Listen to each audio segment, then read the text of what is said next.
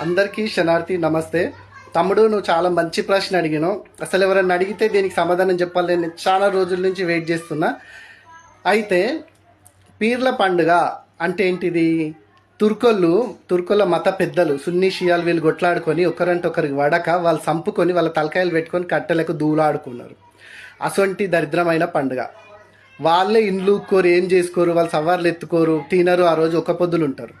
అయితే ఈ మధ్య ఏం చేసిరంటే ఈ శివశక్తులు కూడా మాకు తుర్కదేవుడు కూడా వస్తున్నాడు అనేసి ఉరికి ఆడ సవ్వార్లు ఎత్తుకుంటారు, బొట్లు బోనాలు తీసేసి.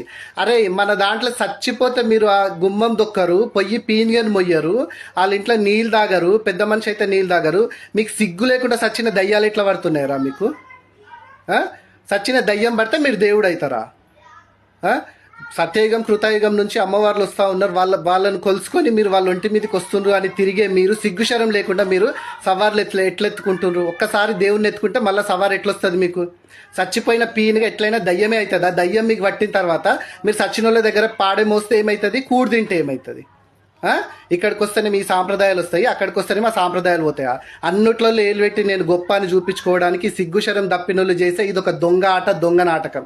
ఇప్పటికైనా చాలా మంది హిందువులు కండు తెరవాల. మీరు ఒక్కటే లాజిక్ గుర్తుపెట్టుకోండి. చచ్చిపోయిన వాళ్ళ పాడే ముట్టుకోవద్దు, చచ్చిపోయిన వాళ్ళ వాకిట్లా తిరగొద్దు, మేము లింగం కట్టుకున్నాం అన్నోడివి నీకు సచ్చినోడి ఆత్మ ఎట్లా పడుతుంది?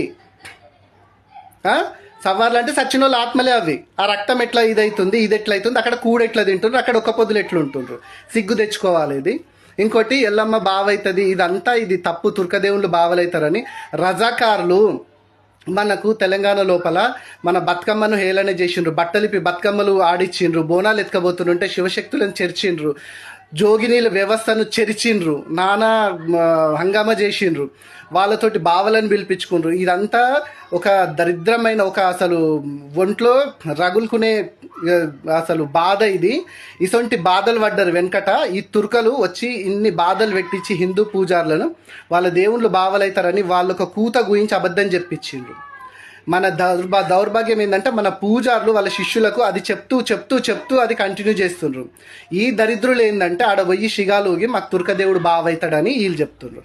తుర్కదేవుడు బావవుతాడు అంటే నాలుకే గుంజి దప్పడం కూర్చుండ్రి, లేకపోతే వాతలు పెట్టుండ్రి, ఒకసారి కళ్ళలో కారం పెట్టుండ్రి, దెబ్బకి దేవుడు దిగొచ్చి దేవుడు ఎవరో దయ్యం ఎవరో తెలుస్తుంది.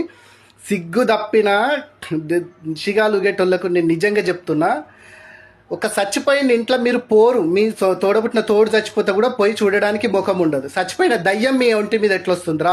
మీరు అన్నారం జిన్నారం పోయి మీరు ఎట్లా పూజలు చేస్తుండ్రు? ఆ దేవుడు ఈ దేవుడు ఎట్లొస్తుండ్రు? జై హింద్, జై హింద్ రాష్ట్ర.